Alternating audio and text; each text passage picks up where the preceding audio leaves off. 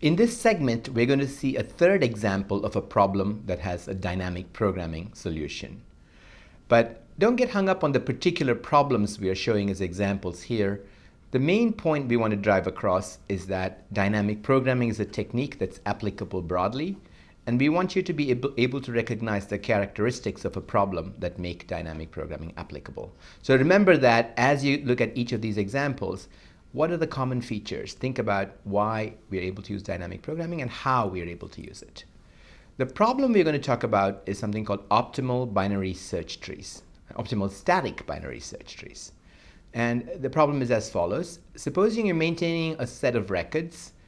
Each record has a key, and so you're given n keys in sorted order. They are k1 less than k2 less than kn. You want to save all these keys in a data structure, and you want to be able to access the record corresponding to any particular key at any given time. We also know that different keys are accessed with different probabilities. So k1 is accessed with probability p1, k2 with probability p2, and kn with probability pn. And this is called a static binary search tree because these probabilities are fixed forever. Once we decide what the probabilities are, those are the probabilities with which they will be accessed, the keys will be accessed throughout. So we want to, again, store the records with their keys in a search tree, a binary search tree, so that we minimize access time, the expected, the average access times to these records. So again, the goal is to build a binary search tree that minimizes average access time. So we can ask ourselves, what is the average access time?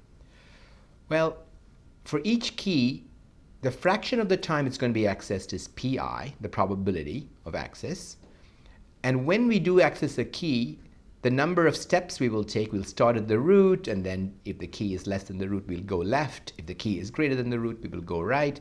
So we will traverse the path from the root to the location where that key is stored. So basically, the distance of that path is called the depth of the key. So this is the measure that we've seen before, is the number of edges on the path from the root to the location where the key is stored. We add 1 to it because, in fact, we're actually comparing at the root as well. So we're going to have one more comparison than the depth. So then the access time, overall or expected access time or average access time, is the summation over all the keys of the probability with which we access the key times the time or the depth we have to traverse to access that key. That's right here. So this is the quantity we want to minimize, and we want to build a search tree that minimizes this quantity. So here is an example to work with. You have a set of keys, A, B, C, D, E, F, up to J, and I've given you here the probabilities with which each of these keys is accessed. This is a completely made-up example, and we want to build a search tree with this example, and let's see how that might go. Well, if you decide to put E at the root, well, E seems to have the highest probability of access, so maybe we want to put it right near the root to minimize access time. So if we put E at the root, because we're building a search tree, all the keys that are less than E, which are A, B, C, D, must be on the left, and all the keys that are greater than E must be on the right. So that part is fixed. Once we decide to put the root, E at the root, we need to solve the subproblem involving A through D for the left-hand side, and the subproblem involving F through J for the right-hand side. And of course, we want to solve these subproblems optimally because there's no sense in building a worse than optimum solution for either the left or the right, because that could be improved to make it optimal. We have the optimal substructure property, and we've already mentioned what the top-level decision question is, but let's ask it again. What is the question for the top-level decision here? Well, the question is, which element to make the root?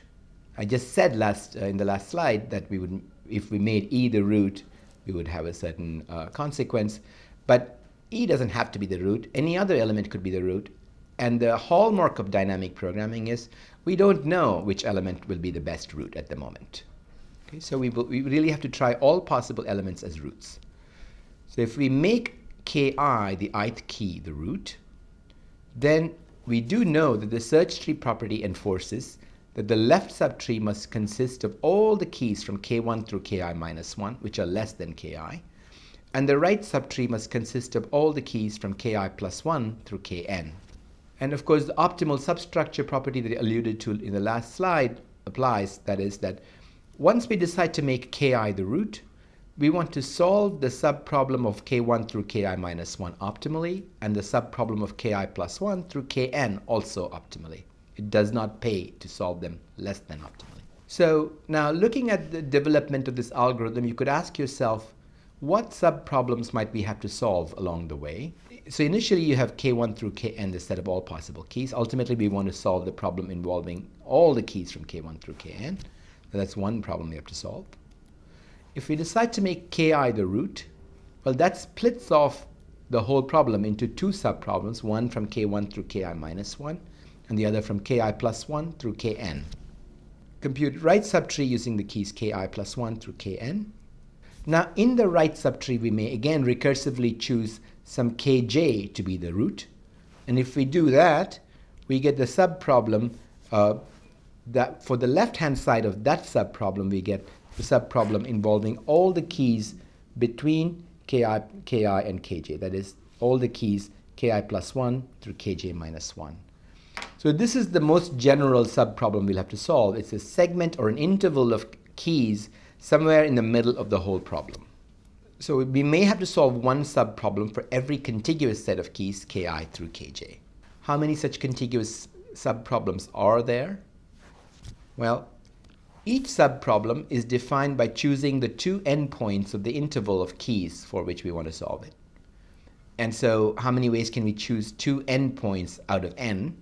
Well, that's n choose 2, which is order n squared. So order n squared subproblems is not too many.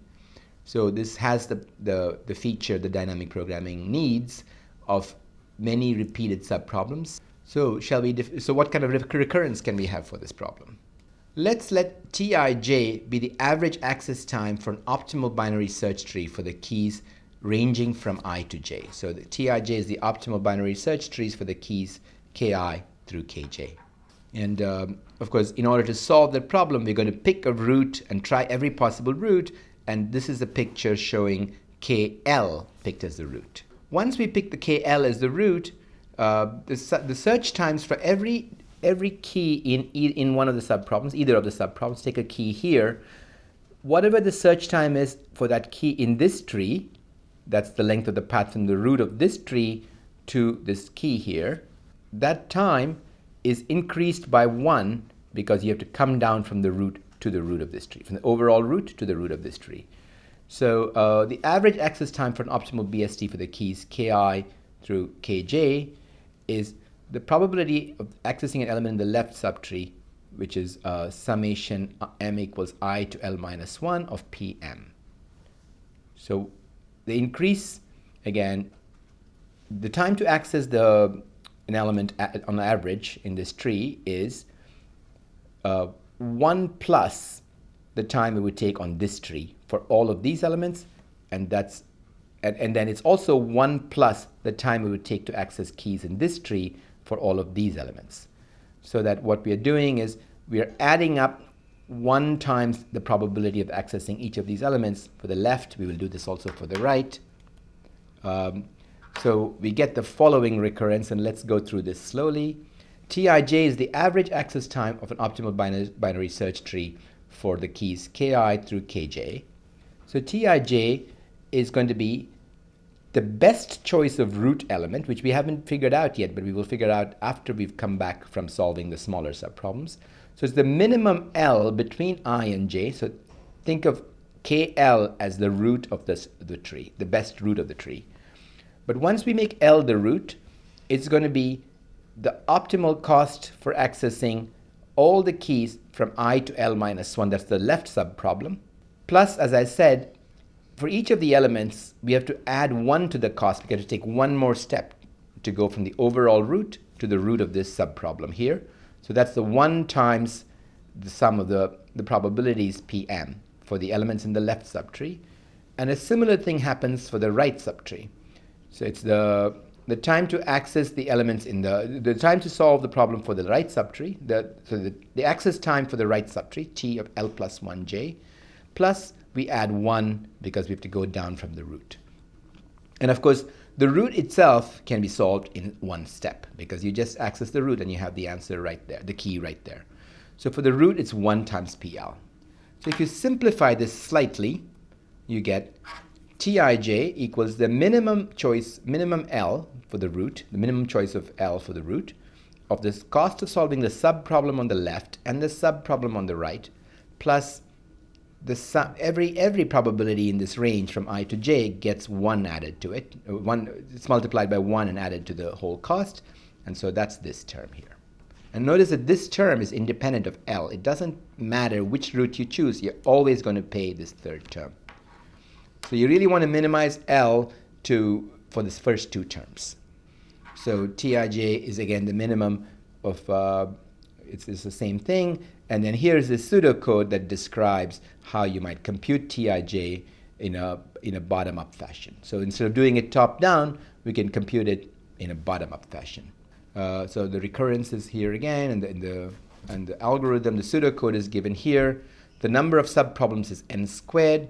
The time required to calculate the answer to a subproblem, given that the previous subproblems have already been solved, is really, you look at all possible values of L in the range ij.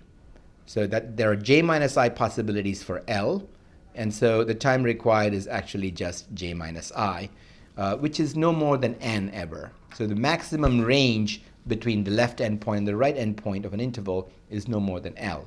So no more than n.